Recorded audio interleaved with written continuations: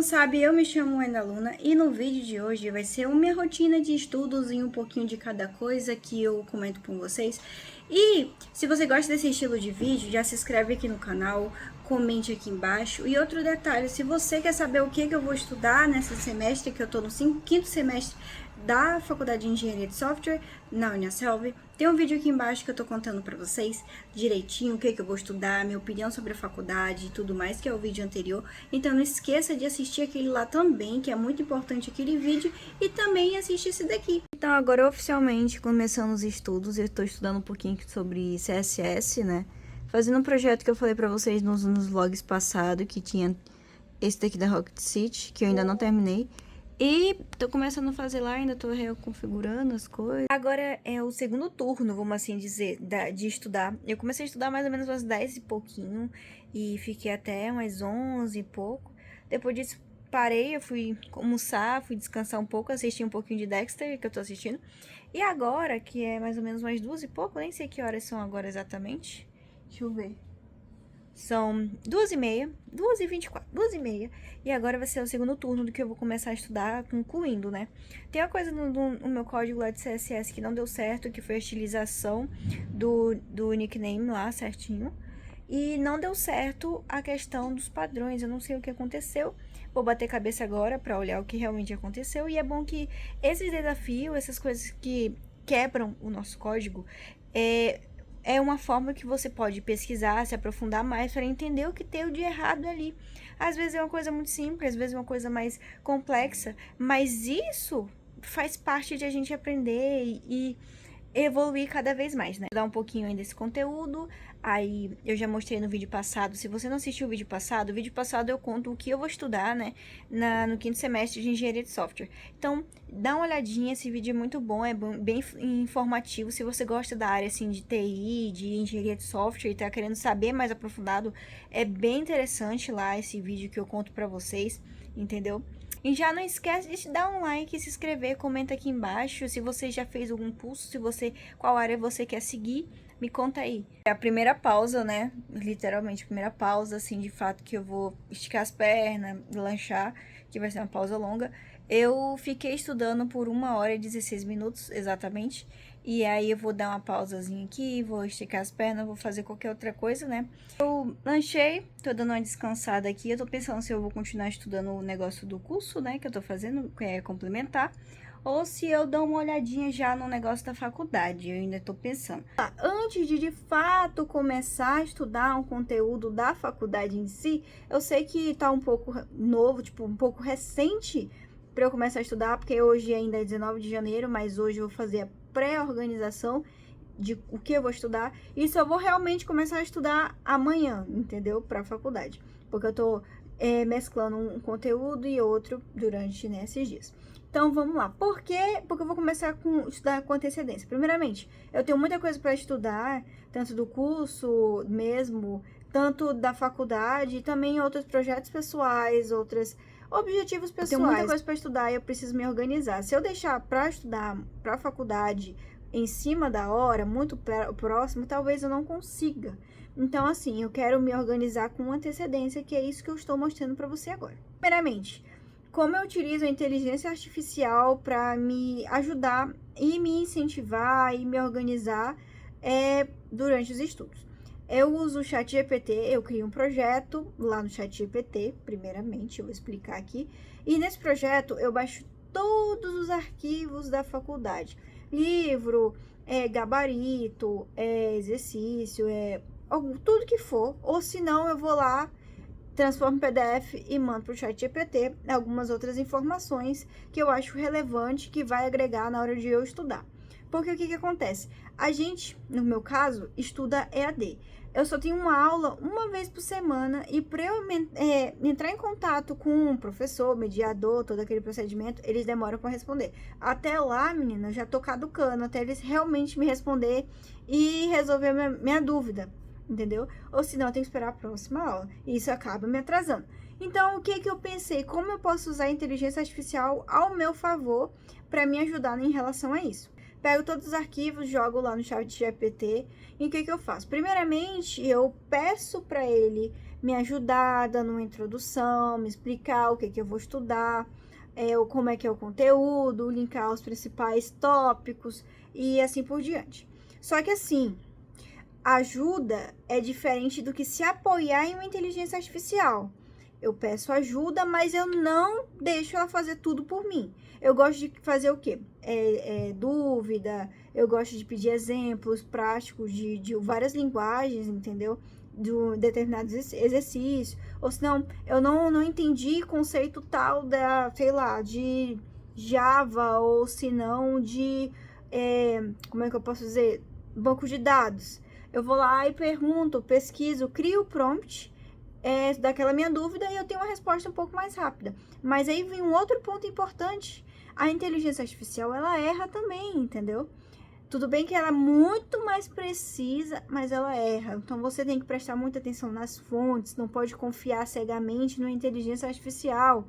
E outro detalhe, você não pode deixar que a inteligência artificial pense por você, entendeu? É isso que eu quero dizer. Ajuda é uma coisa, deixar que ela faça tudo por você é outra situação, que não é o caso que eu faço, entendeu?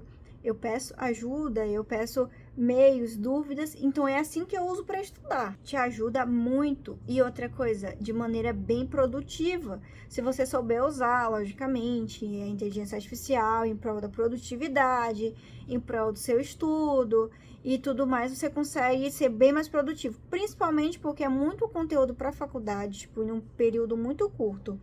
Eu criei o projeto lá no ChatGPT e também, né, já incluí algum material que eu já tinha aqui também, que eu acho de relevância. Agora que eu vou estudar projeto orientado a objetos. Só que eu já tinha essa disciplina, que é programação orientada a objetos. E aí eu decidi o quê? Vou incluir os dois, porque, né, um complementa o outro, já que os dois é quase o mesmo, mais ou menos o mesmo conteúdo.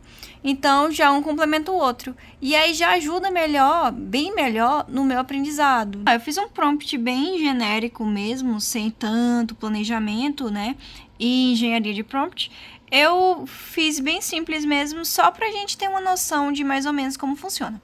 E aqui ele pega justamente o que eu pedi para ele, como fosse uma introdução, um pouco mais resumida, e que ele destacasse o que eu vou estudar nessa disciplina.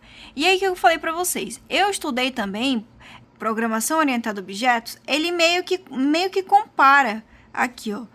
Em programação orientada a objetos, você aprende a codar usando classes e objetos. Projeto orientado a objetos foca no antes do código. Aí tá aqui como analisar um problema, como transformar esse problema em um modelo, como organizar classes, responsabilidades e relacionamentos. Então, assim, ele tá aqui bem, né? Bem resumido, como vocês podem ver, baseado no realmente que eu vou estudar. O que eu faço, mais ou menos, eu começo a estudar. Eu leio, vejo o que é, entendo o que é, bem de maneira rápida. Depois eu estudo de maneira mais aprofundada. Projeto orientados a objetos, que eu mostrei para vocês, tem duas disciplinas, tem a 0 e tem a 1. Por isso que é importante você assistir o vídeo anterior, para você estar entendendo no contexto aqui. E eu vou começar pela primeira, que é a 1, não vou começar pela 0. Então, assim, por que eu não vou começar a estudar pela 0? Primeiramente, por causa que ela tem um prazo maior de entrega da prova mais longo do que a primeira. Então, assim, eu preferi me organizar dessa maneira, pelos prazos das provas. Se a outra é mais recente, vai começar já agora, eu vou estudar primeiramente por ela. E a 0, eu já vou estudando um pouco mais devagar, sem tanta pressa, entendeu? Então, um breve resumo do que significa projeto orientado a objetos e programação orientada a objetos. Vou dar uma definição bem básicazinha aqui, clara, para você já ter uma noção. E se você já ouviu falar sobre isso, ou tem curiosidade para saber de que se trata, comenta aqui embaixo, fala aqui para mim.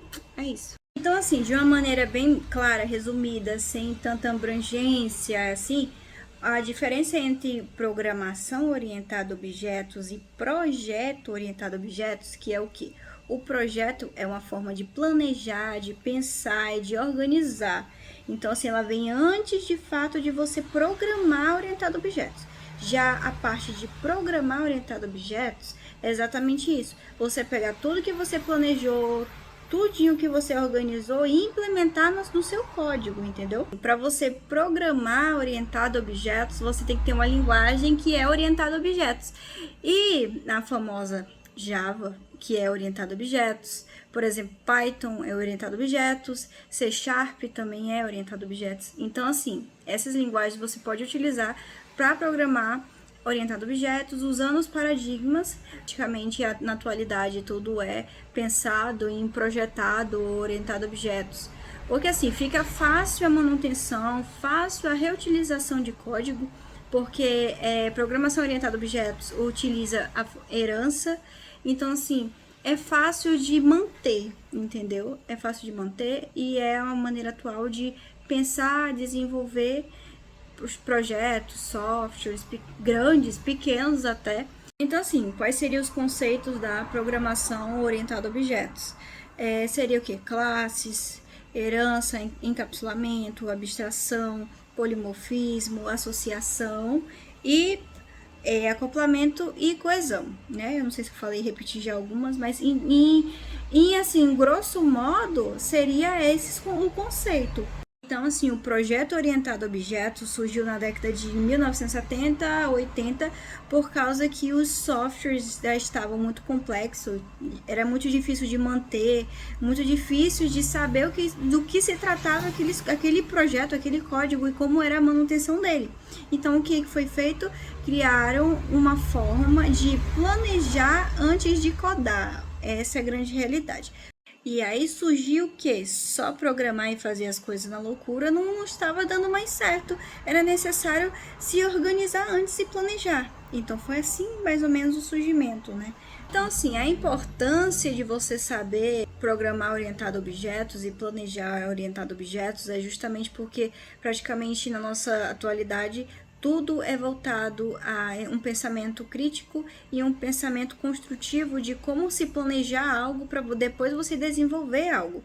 Então, assim, é extremamente necessário. Você tem que organizar, planejar e também, dessa forma, entender o código e também aprender a diminuir os erros possíveis que possa ter. Então, assim, esse foi um brevíssimo resumo, acho que eu diria que é a introdução de tudo, só que eu não quis abranger muito, expandir muito mais, porque se eu for falar só sobre isso, o vídeo vai ser meia hora, só de explicando o que é e os conceitos. E agora, nesse exato momento, eu vou fazer o meu resumo, assim, escrito do que eu acabei de falar, aí eu vou adicionar outras coisas e as palavras-chave. Na verdade, eu vou fazer um mapa conceitual, que eu acho melhor para eu ver uma maneira mais clara, assim, do que eu estudei. Aqui, ó, está o que eu falei que eu ia fazer para vocês. Eu coloquei mais ou menos o só conceitual de tudo que eu escrevi no anterior, e que eu falei para vocês. Só que só palavras-chave aqui. Vou até deixar paradinho aqui, assim, ó, se vocês quiserem ler com melhor precisão.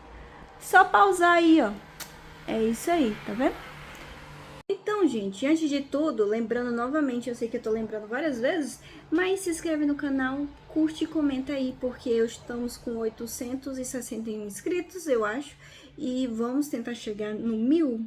É isso. Então, eu preciso que você se inscreva, porque a maioria do pessoal que assiste esses vídeos aqui que eu posto não é inscrito, não se inscreve, esquece de dar like, esquece de comentar alguma coisa interessante aí sobre o conteúdo. Então, você aí que está me assistindo, já se inscreve, já curte, já comenta.